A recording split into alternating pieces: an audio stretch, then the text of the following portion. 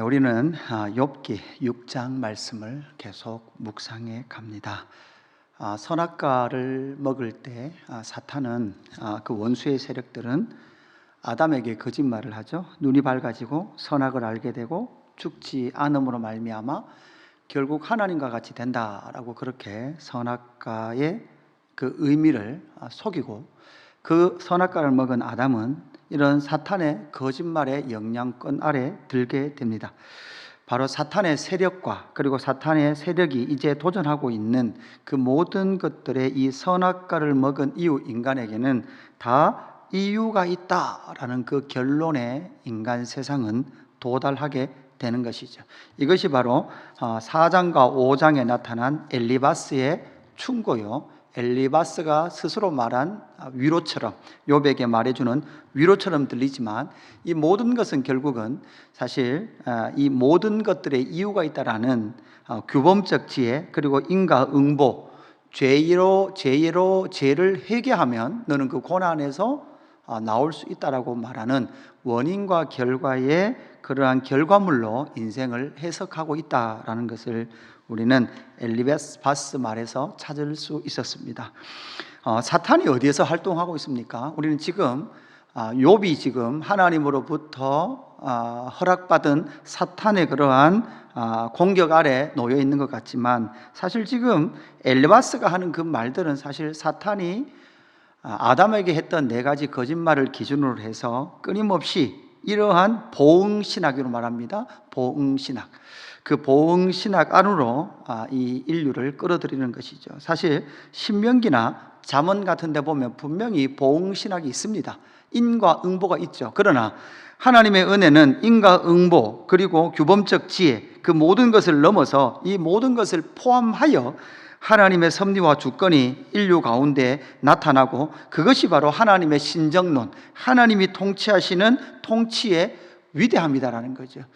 이 말은 하나님의 섭리는 인간이 다 알 수 없다라고 말하고, 하나님의 위대하심은 하나님께서 보여주시는 하나님의 영광을 통해서만 우리는 알 수 있다라는 인간의 자리가 아니라 스스로 하나님처럼 되어서 모든 것은 원인이 있고 그 원인을 발견해서 해결하면 인간은 충분히 모든 것을 해결하며 살 수 있다라고 말하는 그러한 인과응보의 체계 안으로 욥을 끌어들이고 있더라는 것이죠. 결국 이 사탄의 거짓말의 결론을 보면 욥의 상황이 되면 하나님을 욕하고 죽여라 라고 말했던 욥의 아내처럼 그러한 세상을 만들어 내더라는 것이죠. 오늘 우리가 이제 묵상하게 될 6장 7장 말씀은 욥의 대꾸입니다. 엘리바스의 말에 대해서 욥이 다시 한 번 더 대응하고 있는 그러한 그 대사가 바로 6장 7장으로 이어지고 있는 것이죠. 그러니까 카메라가 욥에게 갔다가 그리고 욥의 세 친구에게로 갔다가 그 욥의 세 친구 중에 엘리바스의 그러한 중심의 이야기가 4장 5장으로 나타났고, 이제 카메라 렌즈가 다시금 조명이 6장의 욥으로 그렇게 바꿔지게 됩니다.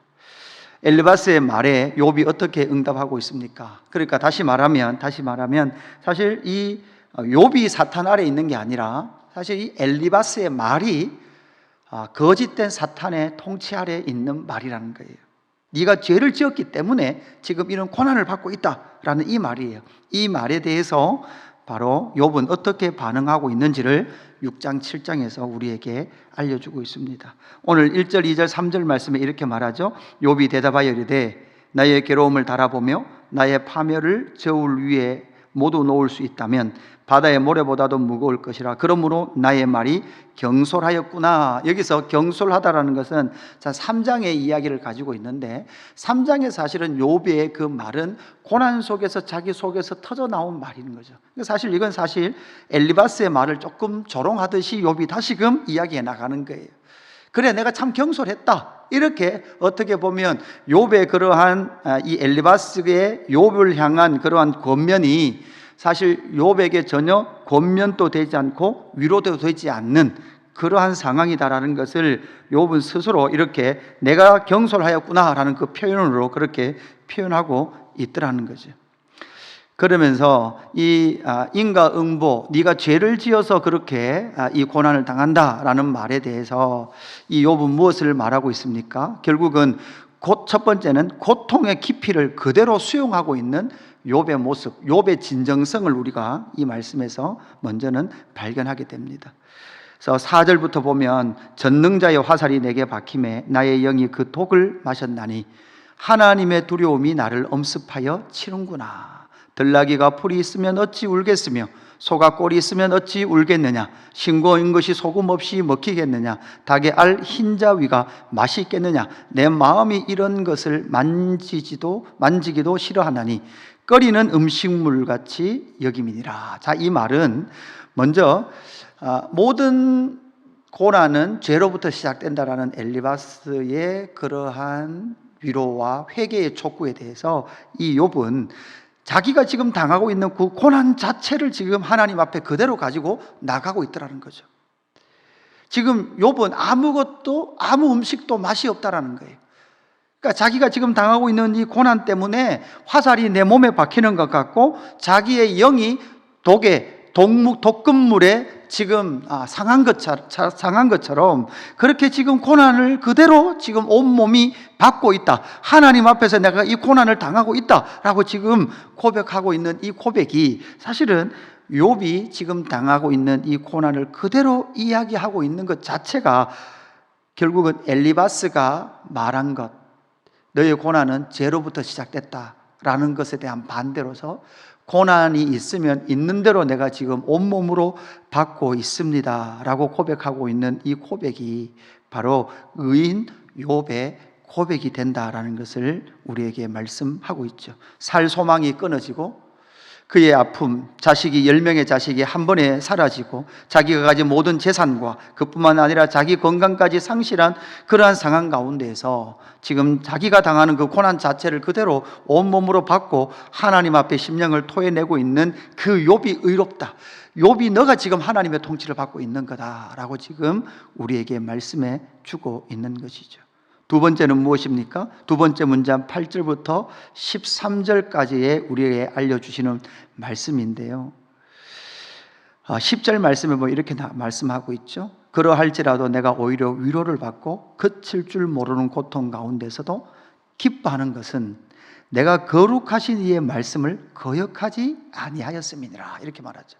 그러니까 욥이 지금 하나님 앞에서 계속해서 고난 속에서도 자기의 심령이 이 인과응보, 나의 죄 때문에 이런 결과를 맞았다라고 말하는 엘리바스의 이 사탄적 생각을 끊임없이 그 생각을 받아들이지 않고 그는 아무리 생각해도 내가 거룩하신 이의 말씀을 거역하지 아니했다라는 것. 이것은 어떻게 보면 욥 자신이 원죄가 없다 이런 말도 아니고 자기는 하나님 앞에서 온전하려고 힘쓰고 애썼으며 하나님의 그 은혜와 위로 가운데 자기가 거했다라는 것을 고백하는, 나는 의롭다라는 것이 아니라 하나님의 은혜와 하나님의 말씀이 내 안에 성실하게 이루어졌음에도 불구하고 이 고난이 있으므로 이 고난의 원인은 알 수 없다라고 지금 욥은 천명을 하고 있는 것이죠.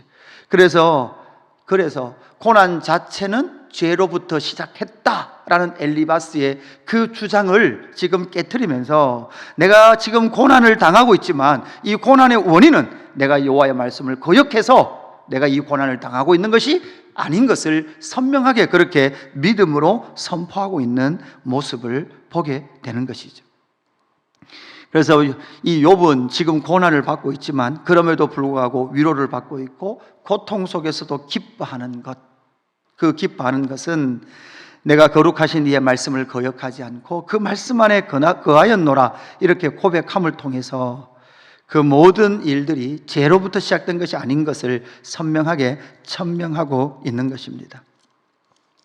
세 번째, 그가 이 인과응보의 사상에 대하여 반론을 제기하는 반론은 무엇입니까? 14절에 보니까 엘리바스와 그의 친구들의 위로가 동정이 전혀 나에게 위로가 되지 않는다, 동정이 되지 않는다라고 말을 하고 있습니다. 14절 보면 이렇게 말하죠. 낙심한 자가 비록 적는 자를 경외하기를 저버릴지라도 그의 친구로부터 동정을 받으리라. 그러니까 사실은 내가 혹시 전능자를 경외하는 것을 저버리고 내가 고난을 당한다고 해도 사실은 친구로부터 동정을 받아야 됨에도 불구하고, 그래 우리 다 연약한 사람이지 않느냐라고 동정을 받아야 됨에도 불구하고 사실 지금 뭐 하는가 하면 이 욥의 말은 지금 이 친구로부터 동정을 받고 있지 못하다, 이렇게 지금 주장하고 있는 거예요. 뒤로부터 나오는 내용들이. 그래서 친구로부터 내가 혹시라도 연약하여 여호와 경외하는 것을 저버렸다고 한들 친구로부터 동정을 받고 세임을 얻고 여호와 경외하며 여호와 말씀으로 돌이키는 것, 그것이 그 친구들의 역할인데도 불구하고 바로 이 세 친구, 특별히 엘리바스의 이 주장, 이제 앞으로 다른 두 명의 친구도 이 4장 5장에 나오는 엘리바스의 주장을 딱 기초해서 계속해서 반복해서 길게 그들은 계속해서 논증을 하게 되더라는 것이죠. 그래서 여러분 21절 같은 데 말씀 보면 이렇게 나오잖아요. 이제 너희는 아무것도 아니로구나. 너희가 두려운 일을 본즉 겁내는구나. 이렇게 돼 있잖아요. 그러니까 욥이요, 정확하게 엘리바스와 그 친구들이 하는 말 자체가 뭔가 하면 너희도 혹시 이 고난 당할까 싶어서 나와 단절하기를 원하는구나, 이 말이에요. 내가 욥과 가까이 있다가는 욥이 당하는 그 고난을 나도 당하겠구나라는 겁을 가지고 있더라는 것이죠. 그러니까 욥을 온전히 동정하지 못하는 것이죠. 욥을 온전히 그를 위로하지를 못하고 있는 상황인 거죠. 단지 뭐라고 말하는가 하면 너 회개해라, 너 그 고난은 죄 때문에 그렇다라고 말하고 있는 거죠. 여러분, 우리가 앞에서 살펴보았던 이 세 가지 고통의 깊이를 그대로 수용하고 있는 욥의 정당성, 그리고 거룩한 이의 말씀을 나는 기억하고 있고 그 말씀 안에 내가 거역한 적이 없다라고 고백하고 있는 이 욥의 고백, 그리고 자기는 진짜 위로자라고 찾아왔던 그 친구로부터 동정을 받지 못한다라고 고백하고 있는 이 욥의 고백 속에 우리는 누구의 모습을 발견해야 합니까? 바로 예수 그리스도의 모습을 발견해야 되죠. 왜냐하면 우리 예수님은 우리의 연약함을 동정하지 못하실 분이 아니에요. 진짜 위로는 무엇인가 하면 바로 욥과 함께 아파하시고 고난이 있음에도 불구하고 주위의 거룩하신 말씀을 거역하지 않고 그의 입을 닫으시고 십자가의 길을 걸어가신 예수 그리스도만이 사실 진짜 그 하나님의 말씀을 거역하지 않았던 그 십자가의 길을 걸어가신 예수 그리스도의 모습을 욥의 모습에서 발견하게 되더라는 거죠. 히브리서 4장에서 분명히 말씀했습니다. 우리 주님은, 참 대제사장인 우리 주님은 우리의 연약함을 동정하지 못하실 분이 아니에요. 우리 주님이 그냥 네 회개해라, 너 죄 짓지 마라 이렇게 말씀하시는 것이 아니라 죄 있는 사람의 모습으로 오셔서 그 죄인이 가는, 가장 수치스러운 인간이 가는 그 십자가에 달리셔서 십자가의 죽으심을 통하여 우리에게 구원을 허락해 주셨던 것이죠. 여러분, 엘리바스의 말에 의하면 만약 욥이 인과응보의 결과로 지금 고난을 당한다면 성경의 핵심, 하나님의 나라의 핵심, 다시 말씀드립니다. 하나님의 나라는 규범적 지혜도 있고 인과응보도 있습니다. 죄로 말미암아 고난이 있어서 그 죄로의 문제를 해결해야 될 때도 있습니다. 그러나 하나님의 지혜를 이것으로 다 제한할 수 없다는 거예요. 하나님의 지혜를 이것으로만 딱 제한하는 순간 여러분 어떻게 됩니까? 은혜라는 것이 전혀 개입할 틈이 없습니다. 은혜가 역사할 공간이 없다라는 거죠. 또한 예수 그리스도의 죽음도 그러면 결과적으로 보면 누구의 죄 때문에 그런 거예요? 예수님 자신의 죄 때문이다라는 이 결과밖에 나오지 않는 거예요. 결국은 이 엘리바스는 누구였는가 하면 예수님 당시의 대제사장들이었어요. 종교 지도자들이었습니다. 그들은 사탄의 수하에 놓여 있었습니다. 결국은 그 예수를 죄의 제목을 지어서, 로마법 종교법의 제목을 지어서 예수를 십자가에 죽이려고 하는, 죄는 곧 죽음이다 라는 이 틀 안에서 하나님의 아들조차 죽여버리는 이러한 결과를 가지고 오게 되었던 것이죠.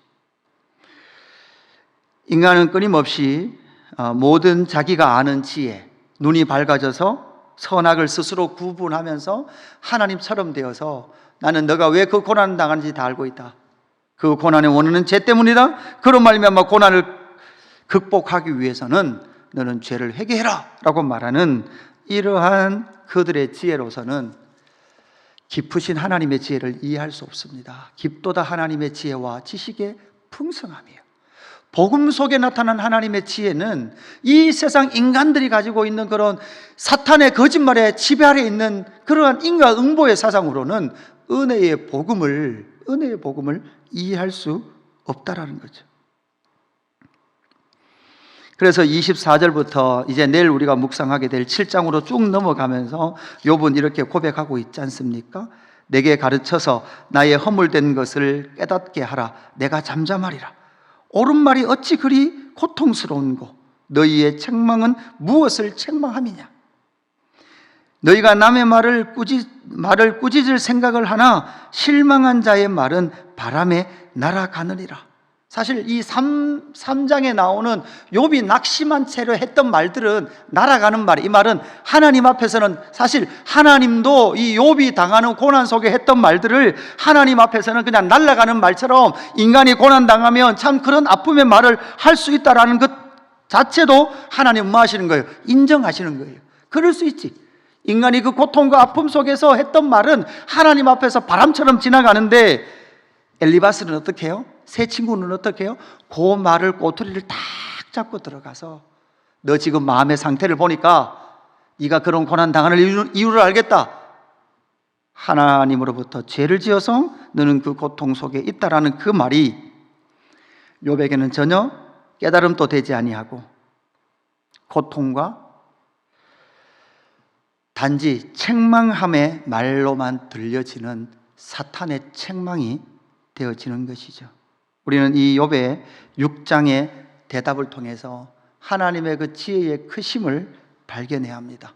우리는 끊임없이 원인과 결과 그리고 내가 이해하고 내가 설득당한 것만 하며 살려고 하는 우리의 모습 속에서 이런 것은 결국은 사탄의 지배 아래에 있는 생각이라는 것을 이해하시고 인정하시고 진리의 말씀 그리고 하나님의 통치가 이러한 인간의 틀 밖에서도 역사하시고 은혜로 역사하시는 은혜의 복음 안에서 저와 여러분의 삶이 풍성히 세워져가는 귀한 은혜가 있기를 주님의 이름으로 축복합니다. 기도하겠습니다. 하나님 아버지 감사합니다. 실망한 자의 말은 바람에 날아가느리라 라고 고백하고 있는 욥의 그 고백, 낙심한 채 던졌던 하나님을 향하여 토안했던 그 말을 하나님께서는 날아가듯이 그 말을 마음에 담아 놓으시지도 않지만 엘리바스와 그의 친구들은 사탄의 지배 아래 고난당하는 욥의 말꼬투리 하나하나 잡고 그 모든 것은 바로 인과응보 보응의 사상 속에는 너가 죄 때문에 이러한 고난을 당하고 있다라고 정죄하고 있는 엘리바스의 그 말에 욥은 대응하고 있습니다. 하나님 아버지, 하나님의 지혜의 풍성함을 보게 하여 주옵소서. 고통당하는 그 고통이 아픕니다. 힘이 듭니다. 하나님, 그래서 때로는 그 아픈 심령이 하나님 앞에서 토해지기도 합니다. 하나님 아버지, 그렇게 있는 모습 그대로 나아가는 것이 하나님의 사람의 모습이었습니다. 또한 그럼에도 불구하고 끊임없이 위로를 받고 기뻐하는 것은 나를 의롭다 하시고 의롭게 보시는 복음의 은혜, 십자가의 은혜로 말미암아 우리는 기뻐하는 줄로 믿습니다. 하나님, 진정히 우리를 동정하시는 분은 우리 구주 예수 그리스도뿐인 줄로 믿습니다.